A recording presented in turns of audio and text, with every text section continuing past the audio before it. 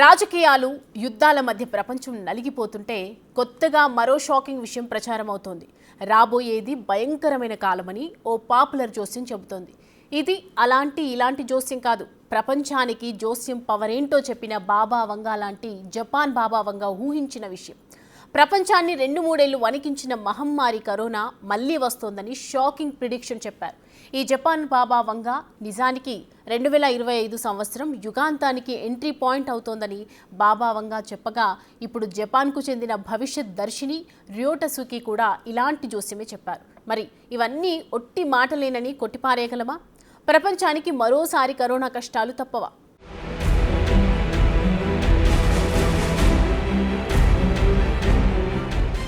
రాబోయేదంతా వినాశనమేనా? మనుషులంతా నశించిపోతారా? భూమి మనుగడ ఇక కష్టమేనా? ఇప్పటి వరకు ఊహిస్తోన్న డూమ్స్ డేకు రోజులు దగ్గరపడ్డాయా? ఈ సంవత్సరమే మనుషుల అంతానికి ఎండింగ్ పాయింటా? ప్రపంచమంతా నమ్ముతోన్న ఓ జోస్యం చెప్పుతోన్న మాటలివి. రాబోయే విలయం గురించి ప్రపంచ ప్రఖ్యాత భవిష్యవాణి బాబా వంగా షాకింగ్ జోస్యం చెప్పగా, ఇప్పుడు జపాన్ బాబా వంగాగా ప్రఖ్యాతి చెందిన ర్యోటసుకి జోస్యం కూడా ఇలాంటి భయంకరమైన విషయాన్నే వెల్లడించినట్లు తెలుస్తోంది. నిజానికి బాబా వంగా చెప్పిన మాటలు తేలిగ్గా కొట్టిపారేయలేం. ఎందుకంటే 50 ఏళ్ల క్రితమే భవిష్యత్తును ఊహించిన బాబా వంగా చెప్పిన చాలా విషయాలు ఇప్పటికే నిజమై కనిపించాయి. అలాగే ర్యోటసుకి ఊహించిన అంశాలను కూడా చాలా మంది నమ్ముతారు. అందుకే రాబోయే కరోనా దాడి గురించి ఆమె చెప్పిన మాటలు ఇప్పుడు ప్రపంచాన్ని కలవరానికి గురి చేస్తున్నాయి. 2025 ఘోర కలిని చూపిస్తుందనే కంగారు పుడుతోంది.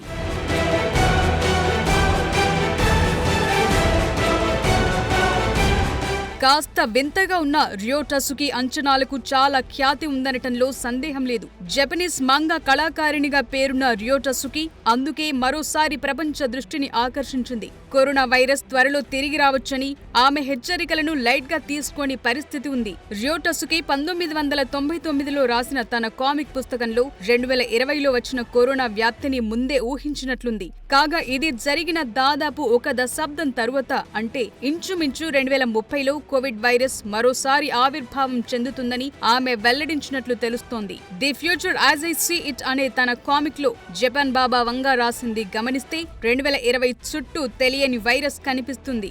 తరువాత ఏప్రిల్లో అది దాని గరిష్ట స్థాయికి చేరుకుంటుందని రాశారు. అయితే ఆ ఏప్రిల్కు సంబంధించిన ఖచ్చితమైన సంవత్సరాన్ని ఆమె పేర్కొనకపోయినా ప్రారంభంలో చెప్పిన 2020 అంచనా కళ్ల ముందే కనిపించింది. 2019 చివర్లో ప్రారంభమైన కోవిడ్ మహమ్మారి ప్రపంచాన్ని ఎలా వణికించిందో అందరికీ అర్థమైంది. అలాగే 2021లో దాని మరో విజృంభణ ఎంత ప్రాణాంతక పరిస్థితిని పరిచయం చేసిందో తెలిసిందే. అందుకే జపాన్ బాబా వంగా మాటల్లో ఏప్రిల్ నెల, దశాబ్దం తరువాత అనే పదాలపై ఇప్పుడు భయం నెలకొంది.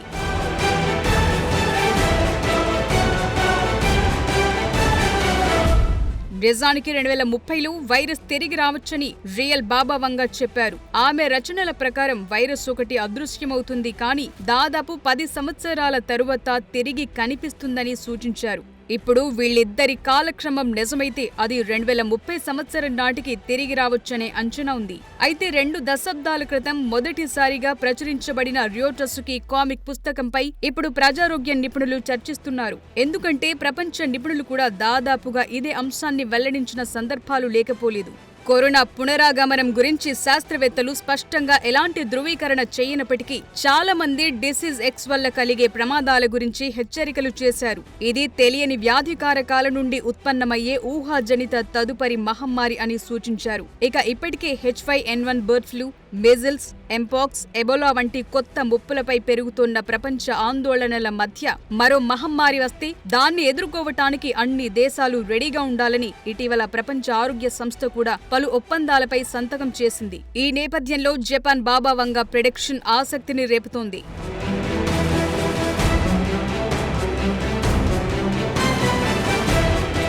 ర్యోటసుకి అంచనాల ప్రకారం 15 సంవత్సరాల ప్రవచన చక్రముంది. అంటే 2030లో మహమ్మారి తిరిగి రాకపోతే అది 2045లో కూడా కార్యరూపం దాల్చవచ్చు. అయితే దీన్ని ఎవరు నమ్మినా నమ్మకపోయినా ఆమె జూలై 2025లో సునామీతో సహా ఇతర భయంకరమైన పరిణామాలు చూడాల్సి వస్తుందని అంచనా వేసింది. అయితే గతంలో ఆమె దర్శనాల ఖచ్చితత్వాన్ని నమ్మిన చాలా మంది దీన్ని నమ్ముతున్నారు. ఈ జపనీస్ బాబా వంగ గతంలో ప్రిన్సెస్ డయానా మృతి, పాపులర్ సింగర్ ఫ్రెడ్డీ మెర్క్యూరీ మరణాలతో సహా అనేక అంచనాలు నిజమయ్యాయి. అయితే ఇవన్నీ ఆమె తన కలలో దర్శనాల ద్వారా చెప్పగలుగుతున్నట్లు ఆమె ప్రకటించారు. ఈ కలలను ఆమె వ్రాతపూర్వకంగా కానీ లేదంటే చిత్రాల రూపంలో గానీ వెల్లడిస్తుంది.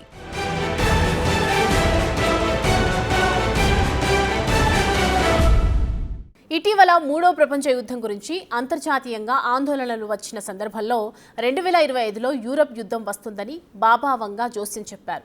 ఇది నిజమైతే పరిస్థితి ఏంటా అనే ఆందోళనలు పెంచింది. ఇప్పుడు జపాన్ బాబా వంగా చెప్పిన మాట కూడా ఇలాంటి చర్చనే లేవదీసింది. ఈ జోస్యంలో నిజానిజాలు ఎంతనే దానికంటే ఆమె రాసిన మంగా పుస్తకంలో వాస్తవాలు స్పష్టంగా ఉన్నాయా లేదా అని నెటిజన్లు చర్చించుకుంటున్నారు.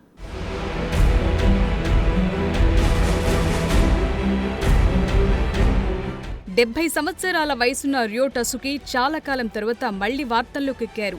ఆమె కలలుగా చెప్పుకుంటున్న అంశాలు ఇప్పుడు కలవరానికి కారణమవుతున్నాయి. 1995 కోబ్ భూకంపం నుండి 2011 గ్రేట్ ఈస్ట్ జపాన్ భూకంపం, సునామీ వంటి ప్రధాన సంఘటనలను అంచనా వేసిన తరువాత మంగా మళ్లీ వెలుగులోకొచ్చింది.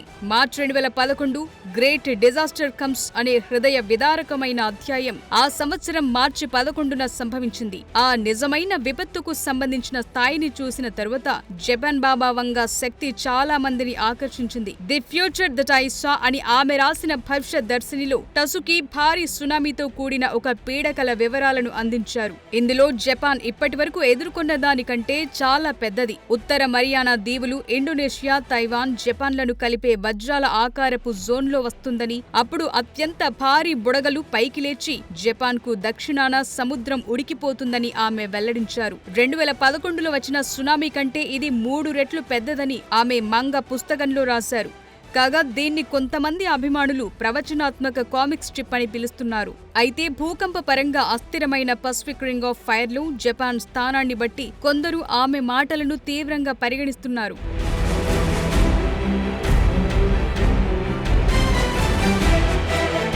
ఇక రియో టసుకి 2025 జూలైలో ప్రపంచంలో భయంకర విధ్వంసం, ప్రళయం జరుగుతుందని జోస్యం చెప్పారు. ఆమె రచనల్లో కరోనా వైరస్ రెండవ వేవ్ లేదంటే ఇలాంటి విధ్వంసం గురించి నిర్దిష్టంగా స్పష్టమైన తేదీలేవీ లేవు. ఆమె రాసిన మంగా పుస్తకంలో ప్రధానంగా సహజ విపత్తులు, రాజకీయ సంఘటనలు, సామాజిక మార్పుల గురించి ఉంటుంది. కానీ కరోనా లాంటి మహమ్మారి గురించి స్పష్టమైన సూచనలు లేవని కొందరు నమ్ముతున్నారు. ఇక ప్రస్తుతం కరోనా వైరస్ మళ్లీ వ్యాప్తి చెందుతుందని శాస్త్రీయ ఆధారాలు గాని, వైద్య నిపుణుల నుండి ఎటువంటి హెచ్చరికలు లేవు కాబట్టి పెద్దగా ఆందోళన అవసరం లేదనే సూచనలు కూడా ఉన్నాయి. 1999 Manga the future I saw పుస్తకం 1980ల నుండి 1990ల వరకు చూసిన కలల ఆధారంగా భవిష్యత్ సంఘటనలను చిత్రించిందనే అభిప్రాయం కూడా ఉంది. అందుకే ఆమె జోస్యాలు స్పష్టమైన తేదీలు లేదా స్థలాలను సూచించలేదు.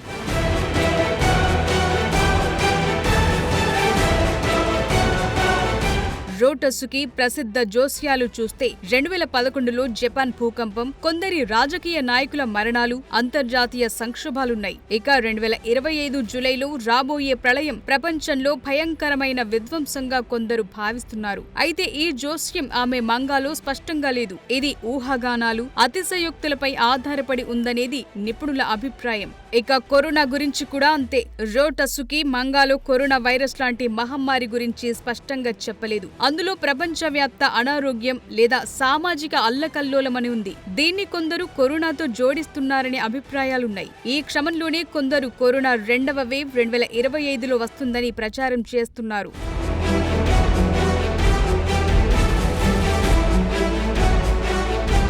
ఇక బాబా వంగాల ఫోటోలు దొరికినట్లు రియో టసుకి ఫోటోలు ఎక్కడ అందుబాటులో లేకపోవటం విశేషం. బాబా వంగా 50 ఏళ్ల క్రితమే జోస్యం చెప్తే రియో టసుకి రాసిన మంగా పుస్తకం 20 ఏళ్ల క్రితానిదే. ఇక ఈమెకు 70 ఏళ్లనే ప్రచారం ఉంది. అయినప్పటికీ ఆమె గీసిన చిత్రాలు తప్ప ఆమె చిత్రం అందుబాటులో లేకపోవటం పలు సందేహాలకు తావిస్తోంది. ఎంత వెతికినా మాంగా కవర్లు, ఇలస్ట్రేషన్లు ఆన్లైన్లో లభిస్తాయి. ఇక బాబా వంగా బతికున్న కాలంలో మీడియాకు ఇంటర్వ్యూలు కూడా ఇచ్చారు. జపాన్ బాబా వంగాకు మాత్రం అలాంటి సందర్భాలు లేవు. అయినప్పటికీ జపనీస్ బాబా వంగా రో టసుకి రాసిన సాధారణ కామిక్ పుస్తకం అంచనాల కంటే తీవ్రమైంది అనే చర్చ ప్రస్తుతం ఇంటర్నెట్ లో హల్చల్ చేస్తోంది. టసుకి రచనలను అనుసరించేవారు సోషల్ మీడియా వ్యాప్తంగా ఆందోళన వ్యక్తం చేస్తున్నారు. నిజానికి ఈ జోస్యం ఆన్లైన్ లో డూమ్స్ డే ప్రిపరేషన్ నుండి డెడ్ మ్యాన్ హాస్యం వరకు పలు రకాల కామెంట్లకు కారణమయ్యింది. కొందరు ఆమె డైరీ నిజమైన డెత్ నోట్ అని అంటున్నారు. ఏది ఏమైనప్పటికీ